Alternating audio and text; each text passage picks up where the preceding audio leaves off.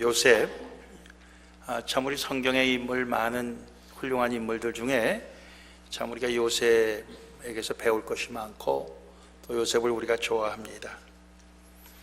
요셉에게서는 별로 그렇게 잘못한 게 기록이 없어요. 굳이 꼬집어낸다면은 형들이 잘못한 거를 아버지에게 고자질한 거.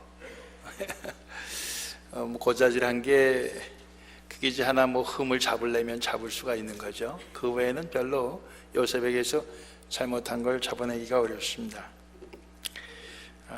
우리가 예수를 믿기 전에 잘못 살고 또 예수를 믿고 나서도 지금 신앙생활 하면서도 잘못하는 것이 많이 있습니다. 그럼에도 불구하고 우리는 계속해서 주님을 바라보고 또 믿음 생활을 훌륭하게 해낸 사람들을 우리가 본보기로 삼고 그렇게 나아가야 될 줄로 압니다. 이 정도면 됐다, 나 정도면 훌륭하게 살지, 스스로 자기를 갖다가 미화시키고 의인화시켜서 그렇게 사는 것이 신앙생활의 바람직한 태도는 아니라고 생각합니다. 우리는 끊임없이 주님을 바라보고 주님을 닮아가려고 노력하고 또 그런 믿음의 선진들을 우리가 따라가야 될 줄로 생각합니다. 그 중에서 오늘 우리는 요셉을 생각을 해보려고 합니다. 요셉의 삶을 볼 때 첫 번째로는 요셉의 삶은 하나님의 구원의 도구였다, 이렇게 생각합니다. 창세기 50장 제일 마지막 장 20절 21절 말씀 보면은 아버지 야곱이 돌아가시고 형들이 동생이 혹시 자기한테 복수할까 봐 두려워서 벌벌 떨었습니다. 그랬을 때 요셉이 이런 말로 형님을 위로합니다. 당신들은 나를 해하려 하였으나 하나님은 그것을 선으로 바꾸사 오늘과 같이 만민의 생명을 구원하게 하시려 하셨나니 당신들은 두려워 마소서. 내가 당신들과 당신들의 자녀들을 기르리이다. 그러면서 그들을 간곡히 위로했다고 그랬습니다. 형들은 복수를 할까봐 두려워했는데 요셉은 하나님께서 만민의 생명을 구원하시려고 이렇게 하셨다 얘기합니다. 하나님의 구원의 도구였습니다. 시편 105편 훨씬 뒤에 쓰여진 말씀인데 16절 17절 말씀에 그 말씀이 또 기록이 되어 있어요. 하나님께서 또 기근을 불러 그 땅에 임하게 하여 그 의뢰하는 양식을 다 끊으셨도다. 한 사람을 앞서 보내셨으며 요셉이 종으로 팔렸도다. 여러분들이 하나님의 이 구원의 역사 중에 그 믿음의 조상 아브라함도 있고 이삭도 있고 야곱도 있고 오늘 요셉도 있는 것입니다. 그리고 또 예수 그리스도도 있고 또 우리에게 복음을 전하여 준 한국 땅에 온 선교사님들도 있고 또 직접적으로 우리에게 복음을 가르쳐준 그 영적인 안내자들이 있는 것입니다. 이 모든 것이 하나님의 그 구원의 섭리 중에 다 등장하는 인물들이요 그들의 삶인데 그 가운데 오늘 요셉의 삶도 있는 것입니다. 즉 하나님은 구원하시는 하나님인데 그 구원하시는 그 하나님의 그 구원의 역사 속에 요셉은 도구로 쓰임을 받았다 하는 것입니다. 오늘 우리도 그런 하나님의 구원의 섭리 중에 그 도구로 쓰임을 받는 삶이 되길 원하는 것입니다. 두 번째, 요셉의 삶은 하나님과 동행하는 삶이었다. 오늘 말씀 중에 여러 번 여호와께서 요셉과 함께 하심으로 이런 말씀이 나옵니다. 그 주인이 여호와께서 그와 함께 하심을 보며 이렇게 기록이 되어 있어요. 여호와 하나님께서 요셉과 함께 하시는 것을 그 주인이 볼 수가 있었다는 것입니다. 여러분들, 우리가 하나님과 함께하는, 하나님과 동행하는 삶을 살 때 그것을 사람들이 전혀 눈치채지 못한다, 이건 있을 수 없는 얘기입니다.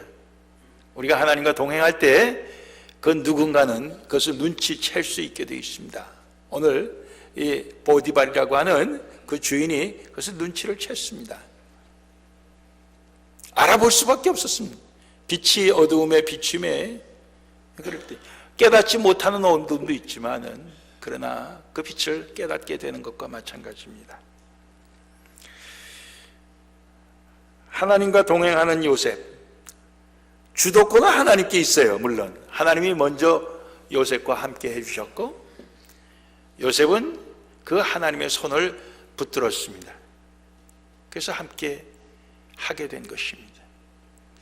하나님은 어떻게 보면 이 세상의 모든 인간들에게 함께 하시겠다고 하는 그 손을 먼저 내미신다고 생각합니다.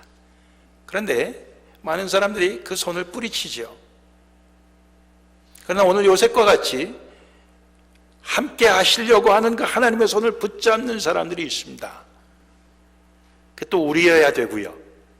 그럴 때 그 하나님과 동행하는 표가 나타나게 돼 있어요. 그래서 오늘 보면은 그가 무슨 일을 하든지 형통하였더라 그랬습니다. 잘 됐다는 얘기예요. 무슨 일을 하든지 잘 됐어요. 그런 것을 보게 됩니다. 물론 우리가 정말 하나님과 동행하는 가운데도 일이 잘 안 될 때도 있습니다. 욥처럼 의로운데 고난을 받는 경우가 있습니다. 그렇지만 그런 경우는 상당히 드뭅니다. 상당히 드물어요. 대부분의 경우 우리의 잘못된 판단이나 생각이나 행동 때문에 우리가 어려움을 겪는 경우가 더 많죠. 더 많습니다. 그리고 사실 하나님과 동행할 때 우리가 하나님께서 주시는 그 형통케 되는 그런 그 결과, 그런 열매들이 사실은 더 많은 것이 사실입니다. 예외적인 경우가 있는 것이지 대부분의 경우는 하나님과 동행하게 될 때는 형통하게 되어 있는 것입니다. 오늘 두 번째로 우리가 생각할 것은 바로 그것입니다. 요셉의 삶은 하나님과 함께하는 동행의 삶이었는데 바로 그것은 형통한 삶으로 이어졌다는 것이죠. 세 번째 우리가 생각할 것은 요셉의 삶은 복의 통로였습니다. 4절 5절 말씀 보니까 요셉이 그 주인에게 은혜를 입어 섬김에 그가 요셉으로 가정의 총무를 삼고 자기 소유를 다 그 손에 위임했다고 되어 있어요. 그리고 자기 집과 그 모든 소유물을 주관하게 한 때부터 여호와께서 요셉을 위하여 그 애굽 사람의 집에 복을 내리심으로 여호와의 복이 그의 집 보디발이라고 하는 친위 대장 그의 집과 밭에 있는 모든 소유에 미쳤다 그랬습니다. 하나님께서 요셉으로 인해서 요셉에게 은혜를 베푼 그 주인에게 복을 내리시는 장면이 여기 기록이 되어 있습니다. 즉 요셉 때문에 그 주인 보디발 복을 받게 된 것입니다. 오늘 우리가 정말 주님과 함께하는 삶을 살게 될 때 우리를 통해서 주변에 있는 사람들이 복을 받는 것이 마땅합니다. 우리 때문에 화를 입었다, 우리 때문에 망했다, 말이 안 되는 거죠. 우리 때문에 복을 받아야 되는 것입니다. 당신 때문에 복 받았다, 당신 덕분이다. 왜 그렇습니까? 하나님께서 요셉을 위해 그 보디발을 복을 주신 것처럼 오늘 역시 우리가 정말 요셉처럼 그런 삶을 살 때 하나님께서 우리 때문에 우리 주변에 있는 사람들이 복을 받게 되는 것이 당연하다는 거죠.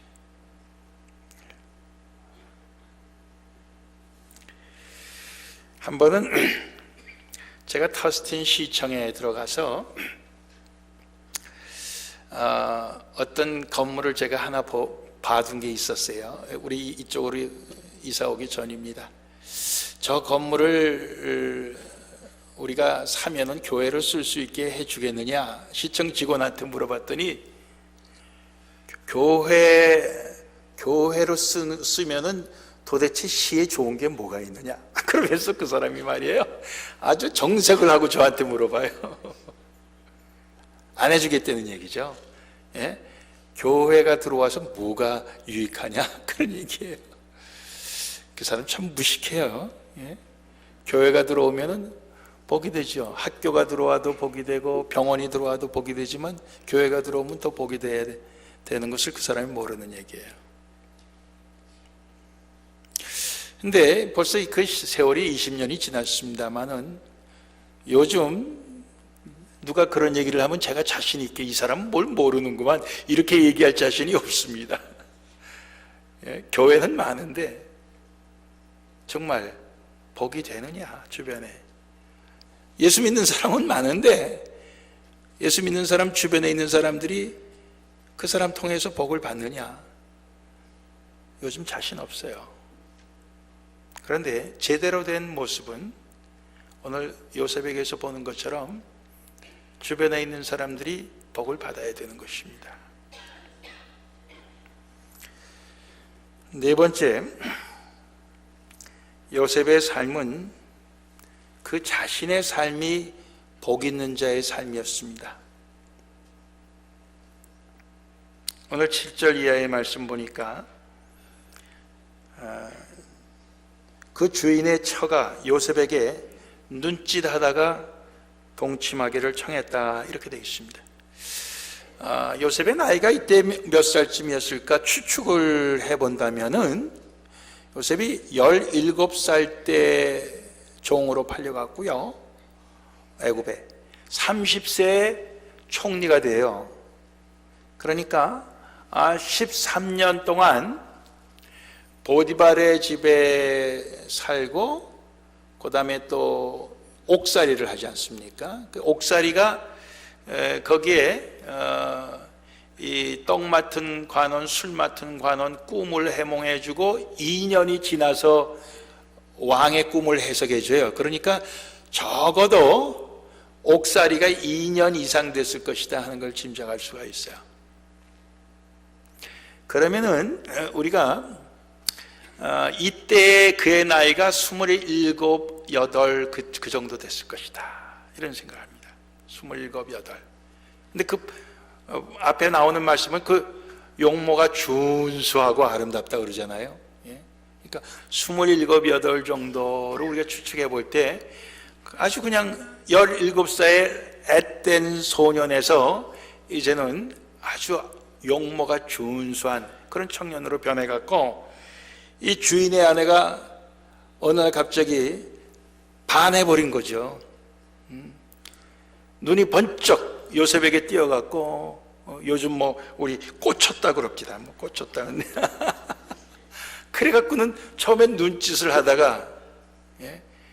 그 다음에는 아예 노골적으로 동침하기를 청했다 그래요. 요셉이 단호하게 거절을 합니다. 뭐라고 거절을 합니까? 내 주인이 집안의 모든 소유를 하나도 간섭하지 아니하고 다 내 손에 맡겼는데 이 집에는 나보다 더 큰 자가 없습니다. 근데 주인이 금한 게 딱 하나인데 그건 당신입니다. 왜냐하면 주인의 아내 아닙니까, 당신이. 그러므로 내가 당신하고 동침하면은 이것이 하나님 앞에서 큰 죄를 내가 짓는 게 아닙니까? 이러면서 거절을 단호하게 한 것입니다. 여인이 날마다 요셉에게 청했다고 그랬어요. 날마다 청했다. 우리 옛 속담엔 10번 찍어 안 넘어가는 나무 없다고 그랬는데 요셉은 안 넘어갔습니다. 뭐 날마다 청하면은 저 같으면 아마 흔들렸을 것 같아요. 그런데 요셉은 끄떡도 안 했어요. 요셉이 듣지 아니하고 동침 아니할 뿐만 아니라 함께 있지도 아니했다고 그랬습니다. 이거 굉장히 중요한 얘기입니다. 함께 있지도 아니했어요. 여기서 우리는 두 가지를 생각할 수 있는데요. 하나는 이 요셉이 이러한 유혹을 받을 때 그가 건장한 청년으로 준수하게 생긴 용모를 갖추고 혈기왕성한 청년의 때였다는 것. 그러므로 참 이런 유혹을 물리치기가 쉽지 않았을 거라는 거 하나 하고요. 또 하나는 뭐냐면은 주인의 집의 모든 것을 자기가 이제 맡아서 다 함으로 그의 자리가 굉장히 이제 확고부동하게 된 그런 때가 아니겠어요? 그리고 하나님께서 자기 때문에 이 집에 그렇게 복을 주셔서 이 집이 복을 많이 받아서 옛날보다도 재산도 많이 늘어났어요. 그럴 때 야, 나 때문에 이 집이 이렇게 복을 받았다 하는 그런 교만한 생각이 들만도 하지 않았겠냐 그런 얘기예요. 복은 하나님이 주셨지만은 그러나 나 때문에 받은 거 아니냐, 그런 오만한 생각을 그가 할 수도 있지 않았겠냐 말이에요. 근데 그는 그렇게 하지 않고 그것을 다 물리칠 수가 있었습니다. 그래서 그는 복 있는 자라는 거예요. 여러분들 시편 1편에 복 있는 자가 어떠한 사람이라는 거 다 외우시죠? 복 있는 자는 악인의 꾀를 따라가지 아니하고, 오늘 여기 보디발의 아내의 꾀입니다. 동침하자. 죄인의 길에 서지 아니하고, 예? 오만한 자의 자리에 앉지 아니하며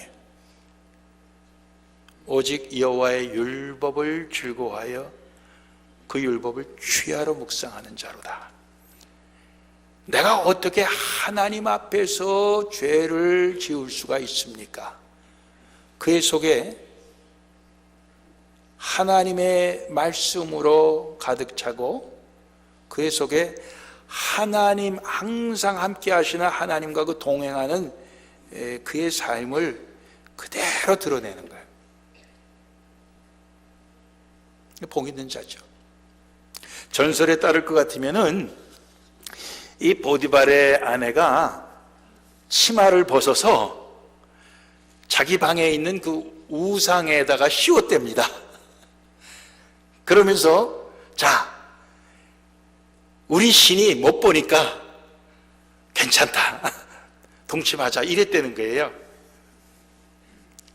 그랬을 때 요셉이 당신의 신은 못 볼지 몰라도 내 섬기는 하나님은 다 보신다, 그러고 물리쳤다는 것입니다. 우리가 유혹에 넘어갈 때 하나님이 눈 감아 주시겠지, 우리 그런 생각할 수 있죠. 예? 보디발의 아내가 치마로 가리듯이, 예? 슬쩍 우리가 가릴 수 있다고 생각할. 근데 요셉은 그러지 않았다는 거죠. 예? 복 있는 자의 모습이에요. 여호와의 율법으로 여호와를 생각하는, 여호와와 함께하는 것으로 그가 가득 차 있었기 때문에 그는 그 자신이 복 있는 자의 삶을 살았다 하는 것입니다. 그래서 어떻게 됐습니까?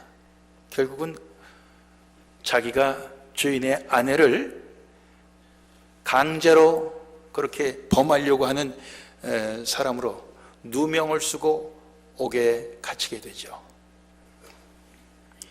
그래서 마지막으로 생각할 것은 요셉의 삶은 환난 중에도 소망을 가진 삶이었다 하는 것입니다. 억울하게 누명 쓰고 옥에 갇힌 그런 환난을 그가 겪었는데 그 환난 중에도 그는 소망을 잃지 않았어요. 보통 사람 같으면은 그런 억울한 상황 속에서는 원망하게 돼 있죠. 원망하지 아니하고 소망을 가졌다는 거죠.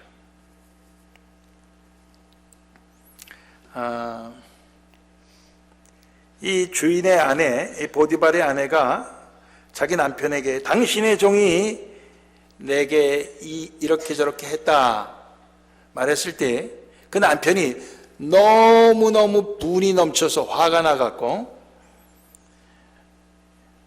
요셉을 잡아 옥에 넣었다고 그랬습니다. 그 옥은 왕의 죄수를 가두는 것이었는데 바로 보디발 장군의 집안에 있는 감옥이었다고 그랬어요. 여러분들 가만히 생각해 보세요. 자기의 아내를 겁탈하려고 했던 죄인을 살려둔다는 게 말이 됩니까? 예? 제가 친위 대장의 위치에 있는 사람이라 그러면 살려두지 않았을 것 같아요. 우린 여기에서 이런 추측을 하나 해볼 수 있어요. 아내의 말을 듣고 화가 나서 요셉을 불러봤더니 요셉의 얼굴 다시 보니까 요셉이 그런 짓을 했을 것 같지가 않아. 하나님께서 그와 함께 하시는 것을 알아본 보디발의 눈으로 볼 때 요셉이 절대로 그런 짓을 했을 것 같지가 않아요. 야, 이건 내 마누라 잘못이구나. 아마 보디발이 금방 눈치채지 않았을까요? 살려주는 거죠. 예. 그리고 그런 그 죄를 정말 요셉이 했다 그러면 왜 자기 집에 있는 감옥에 가둡니까? 아예 좀 멀찌감 죽이 살려두어도 좀 외딴데 귀양을 보내지. 예. 자기 집에 있는 왕의 죄수, 그러니까 특별한 대우 받는 그런 죄수들만 들어가는 거기에다 그를 어떻게 넣습니까? 성경은 보디발의 아내에 대해서 더 이상 얘기를 하지 않고 있어요. 만약 이게 한 편의 드라마라면은 반드시 독자들의 성화에 못 이겨갖고 보디발의 아내가 나중에 말이에요. 요셉이 총리가 된 다음에 그 앞에 와서 무릎을 꿇고 싹싹 빌고 뭐 그런 모습을 하나 그렸을지 모르겠죠. 그럴 가치가 없는 거예요. 이 일을 통해서 결국 왕의 두 신하, 떡 맡은 신하, 술 맡은 신하를 만나게 되고 그들의 꿈을 해석해 주고 결국에는 왕의 꿈을 해석해 주면서 그가 애굽의 총리가 되는 것입니다. 요셉이 그 모든 일을 미리 알았겠어요? 알지 못했죠. 그렇지만 그럼에도 불구하고 그는 하나님을 향한 소망을 잃지 않았다는 것입니다. 그래서 그가 거기에서 나는 억울하다, 미친 듯이 부르짖었다 이런 말이 없어요. 오히려 거기에서 그 간수의 책임자에게 신임을 받아갖고 그 감옥의 모든 일을 그 사람이 또 도맡아 하게 되는 것입니다. 자기 주인을 위해서 주인의 아내가 자기에게 어떻게 했다는 거 비밀에 붙였을 것이라는 걸 우리가 짐작할 수 있어요. 요셉의 삶은 억울하게 당하는 환난 중에도 하나님을 향해 소망을 잃지 않았던 삶이었다 하는 것입니다. 우리 그 관계된 그런 말씀이 로마서 5장에 나옵니다. 로마서 5장 3절 이하의 말씀을 볼 것 같으면 이런 말씀이 나와요. 다만 이뿐 아니라 우리가 환난 중에도 즐거워하나니, 환난은 인내는 연단이라고 뒤집어서 말해도 돼. 연단, 단련. 인내는 우리를 단련시킨다. 또 연단은 소망을 이루는 줄 알미로다. 소망이 우리를 부끄럽게 만들지 않는 것은 우리에게 주신 성령으로 말미암아 하나님의 사랑이 우리 마음에 부어졌기 때문인데, 그 하나님의 사랑은 우리가 아직 연약할 때 기약대로 때가 차서 약속대로 그리스도께서 경건치 않은 자를 위하여 죽으신 것이다. 이렇게 말씀하고 있습니다. 참 예수님께서 우리를 위해, 우리 경건치 않은 우리를 위해 약속대로 죽으신 그것이 하나님의 사랑이 우리 가운데 부어주신, 아주 그냥 쏟아 부어진 그것이 성령을 통해서 우리가 깨달아 알게 되는 것이요. 그럴 때 우리는 거기에 그 사랑에 대한 그 믿음, 그 사랑에 대한 소망, 그 소망 가지고 이 땅에서 당하는 어떠한 억울한 일, 어떠한 환난, 이런 거 다 우리가 거기에 대해서 부끄러워하지도 않고, 거기에 대해서 우리가 절망하거나 원망하거나 낙심하지 아니하고, 우리는 오히려 소망 갖고 결국 그것을 꿋꿋이 참아 나갈 수 있다는 것입니다. 참 그 요셉의 모습, 하나님께서 빚어주신 모습이지만은 얼마나 멋있는 삶인지 몰라요. 오늘 우리가 믿음 생활하면서 대충 합니다. 예?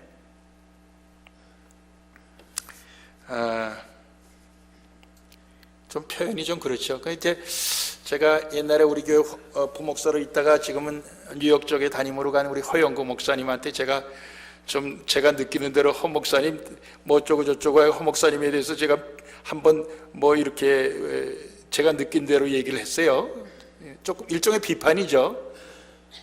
그랬더니 허 목사님이 저한테, 아니 목사님이 저를 갖다가 그렇게 뭐 대충 아신다 뭐 그런 식으로 얘기하는데 내가 얼마나 웃었는지 몰라요. 근데 우리가 신앙생활을 사실 대충 하기 쉽습니다. 왜냐?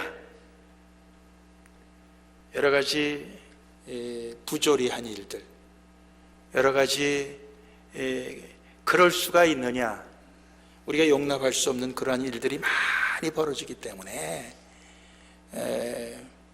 그런 데 대해서 우리가 실망하고 상처 입고 낙심하고 그러다 보니까 결국 더 큰 상처를 받지 않으려면은 더 기대하지 말고 더 잘하려고 하지 말고 대충 하는 것이 제일 좋은 길 같다, 이런 생각도 우리가 하는 거예요. 너무 열심히 하다가 나중에 실망하게 되면 어떡하냐, 그런 생각이죠. 오늘 우린 요셉에게서 내가 이 집에서 10년이 넘도록 이렇게 종살이를 했는데 모든 걸 다 했는데 결국 감옥에 가는 것밖에 없냐, 요셉이 그랬습니까? 안 그랬어요. 그는 소망을 잃지 않았어요. 그게 다가 아닌 것, 그게 다가 아니에요. 분명히 하나님께서 약속해 놓으신 그 무엇인가가 또 있는 것이거든. 예? 그 소망을 잃지 않냐고 그것을 잘 참고 오히려 자기를 연단시키는 기회로 삼았던 것입니다. 그랬을 때 하나님께서 결국 그를 총리로 삼으시고 흉년이 들 때 어떻게 할 것인가 지혜를 주시고, 그래서 수많은 사람들을 결국은 구원하게 하시는 것을 보고, 그렇죠? 오늘 우리가 이제까지 우리 신앙생활 속에서 시험이 들었다, 실망했다, 그래서 우리가 나는 신앙생활을 딱 요 정도로만 하겠다, 거리를 두고 내 마음 문 여는 것도 요만큼만 열고 뭐 그런 식으로 하는 우리의 그 모든 자세를 이 시간 바꿔야 됩니다. 요셉처럼 하나님과 동행하고, 요셉처럼 하나님의 구원의 도구가 되고, 요셉처럼 하나님의 축복의 통로가 되고, 요셉처럼 복 있는 자의 길을 걷고, 요셉처럼 원망이 아니라 소망 가운데 사는 우리의 삶이 될 때 얼마나 그것이 멋있는 삶입니까? 예? 너무너무 멋있는 삶이에요.